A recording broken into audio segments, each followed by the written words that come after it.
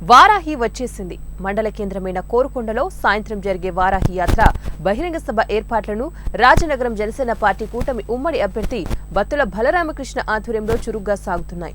Korukonda RTC bus stand centre నుంచి state bank of India branch ఉన్న ప్రదేశం వరకు జాతీయ రహదారిపై కోరుకొండలో ముమ్మర ఏర్పాట్లు సాగిస్తున్నారు.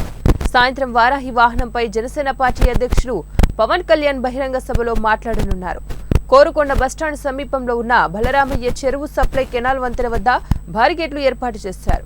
కోరుకొండలోని జనసేన పార్టీ కార్యాలయం వద్దకు ఇప్పటికే వారాహి వాహనం చేరుకుంది. హైదరాబాద్ నుంచి పవన్ కళ్యాణ్ మధురపూడి విమానాశ్రయానికి చేరుకుని అక్కడి నుంచి పిఠాపురం నియోజకవర్గంలో జరిగే కార్యక్రమాల్లో పాల్గొంటారు.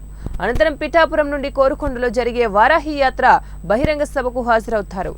ఈ ఎన్నికల పర్యటన ప్రచారంలో భాగంగా పవన్ కళ్యాణ్ కోరుకొండ వస్తూ ఉండటంతో పార్టీ క్యాడర్లోనూ జన సైనికుల్లోనూ ఉత్సాహం ఉరకలేస్తుంది.